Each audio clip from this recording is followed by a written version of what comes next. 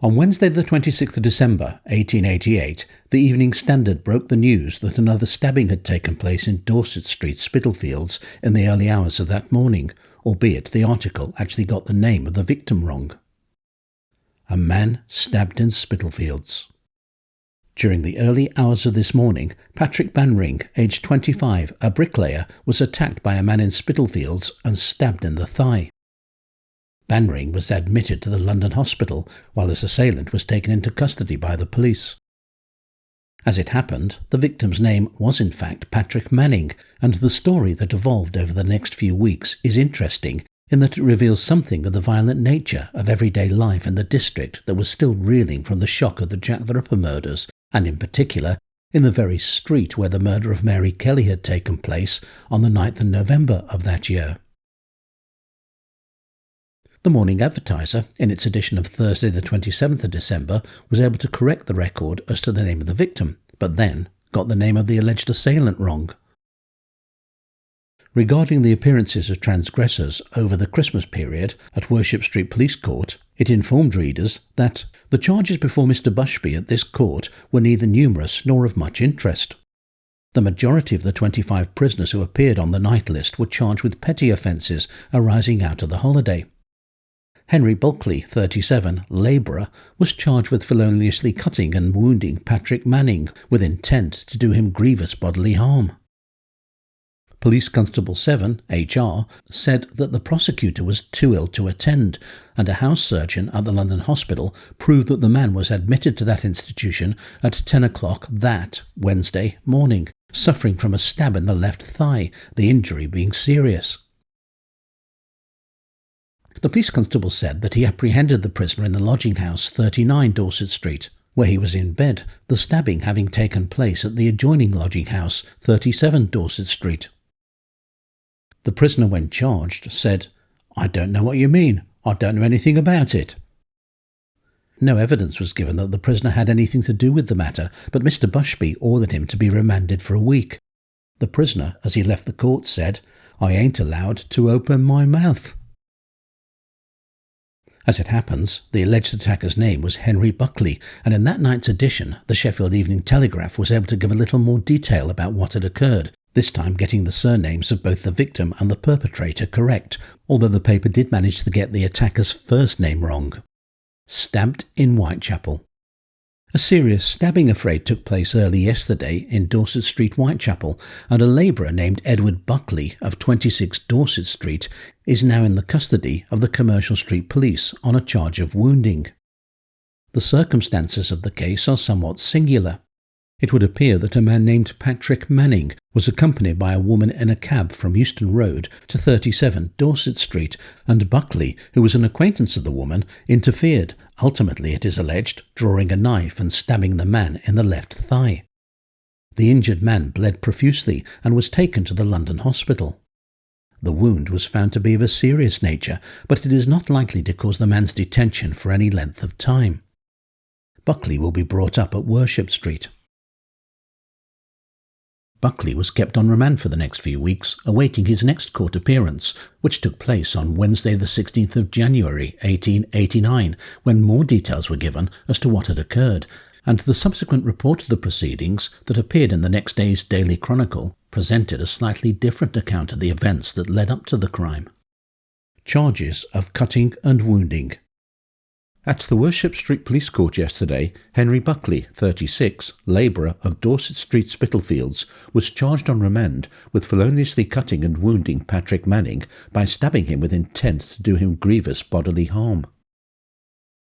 The prosecutor, it appeared by the evidence, had been drinking during Boxing Day and at night hired a cab and was driven to a common lodging house at Dorset Street, Spitalfields, where a woman whom he knew lodged, and he entered her room, taking the cabman with him. Into this room they were followed by the prisoner. The prosecutor insisted on his leaving, and after a struggle the man was put out. When the prosecutor and the cabman left the lodging house, they found the prisoner waiting on the stairs, and the prisoner, saying that he was waiting to pay him, the prosecutor attempted to seize him. At that moment he felt what he called a dig in the groin on the left side. The prisoner ran off and the prosecutor went to the hospital, where he was found to be suffering from an incised wound in the thigh of a serious nature, and he had since been an inpatient. The prisoner, who reserved his defence, was committed for trial. These newspaper accounts demonstrate the contradictory nature of reporting on court cases and crime scenes at the time, and demonstrate the importance of consulting as many sources as it is possible to do before attempting to interpret and speculate on the facts. In this case, they present us with several questions.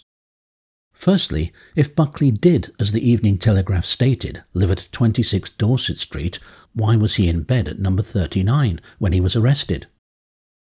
Secondly, what was his relationship to the woman who Patrick Manning was visiting at number 37, next door?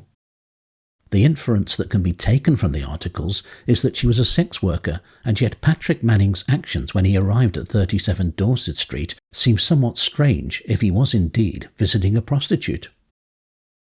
Why, for example, having taken a cab from Euston to Dorset Street to visit a woman he knew, did he take the cabman who had driven him there up to the room with him?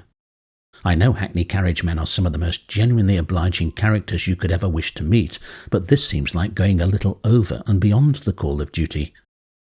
I can't help wondering if Buckley was what was known at the time as a bully who was acting as the pimp of the woman Manning had come to see.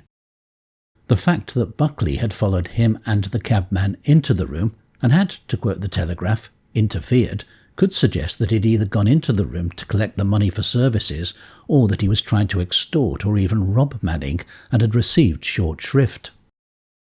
Another possibility is that since Manning was said to have known the woman and took a second man to the room with him, he had in fact gone there to persuade the woman, who may have been a relative or close family member of his, to leave with him and give up her life of prostituting herself on Buckley's behalf in Dorset Street. This would explain why Buckley had interfered and why he would launch a seemingly unprovoked attack on Manning. Of course, all this is mere speculation and conjecture on my part, because all that we know for certain is that Manning went to visit a woman at 37 Dorset Street and ended up being stabbed in the groin by Henry Buckley. Interestingly, however, another person looms large, though invisible, over this story, and this particular person had a direct connection to Mary Kelly and the aftermath of her murder on the 9th of November, 1888. But before we come to this man, let's follow Henry Buckley's progress as he faces justice for the stabbing of Patrick Manning in what seemed like a cast-iron case against him. Henry Buckley appeared before Mr. J. D. Fletcher, Esquire, at the Middlesex Sessions Clerkenwell on the 23rd of January 1889, charged with maliciously wounding Patrick Manning on the 26th of December 1888. However, despite the strength of the evidence against him, he was found not guilty and was consequently released. As to why this should have been, we simply do not know. It could have been that Patrick Manning dropped the charges, maybe because Buckley's acquaintances persuaded him to do so, or perhaps because the woman he had visited was a sex worker and his Boxing Day dalliance would most certainly have been brought up in court. But the fact is that for whatever reason, Henry Buckley was acquitted and was able to return to Dorset Street. Which brings us to the mystery man whose invisible shadow looms large over this story, and who must have been in the background, fully aware of the stabbing and the prosecution of Buckley. Tracing Buckley's back history in Dorset Street, we find him in the 1881 census residing at number 27, where he is listed as a boarder in the household of none other than John McCarthy, Mary Kelly's landlord, and Buckley's occupation is given as shopman in a general shop, the same occupation as is given in the record of his court appearance at the Middlesex Sessions House.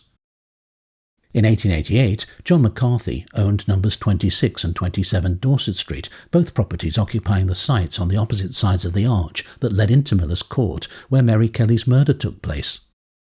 In fact, Mary Kelly's room, number 13 Miller's Court, was situated directly behind Buckley's residence at 26 Dorset Street. 37 Dorset Street, where the stabbing of Patrick Manning took place, and number 39, where Buckley was apprehended, were also owned by John McCarthy. 37, incidentally, was also the address given by Thomas Bowyer, another John McCarthy shopman who had been sent round to collect Mary Kelly's overdue rent on the day of her murder and had found a horribly mutilated body. One of the things that puzzles many of those who study the case is why John McCarthy had allowed Mary Kelly to become indebted to him to the tune of 29 shillings in rent arrears.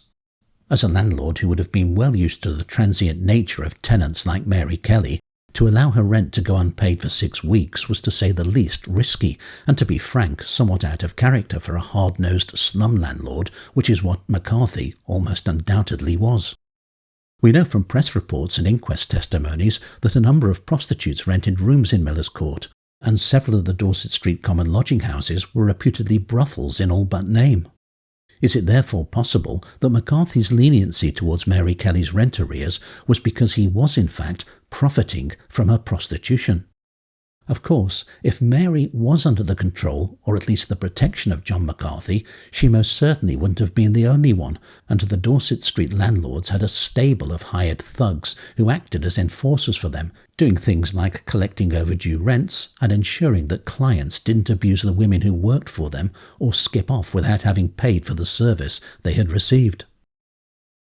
Given Henry Buckley's character and evident involvement with John McCarthy since at least 1881, is it not likely that the person for whom he was a shopman was in fact John McCarthy, and could it have been pursuant to his duties as an enforcer on McCarthy's behalf that he came to stab Patrick Manning on Boxing Day 1888? Inevitably, the honest answer is that we simply don't know, and we never will know. And once again, I must stress that this is nothing more than conjecture on my part. One thing, however, is certain. Characters such as Henry Buckley were an intricate part of the Whitechapel underworld at the time of the murders, and they need to become part of the wider narrative of the Jack the Ripper atrocities, if only because they highlight what was going on in the shadows at the time that the crimes were taking place. What is your opinion on all this, and what do you think actually happened in the John McCarthy-owned lodging house on Dorset Street on Boxing Day 1888? Let me know in the comments section below. I hope you have found this video interesting. If you have, please be sure to give it a like and subscribe to my channel. It really does help. And till we meet again in the dark and mysterious labyrinth of Victorian London's true crime underworld, stay safe.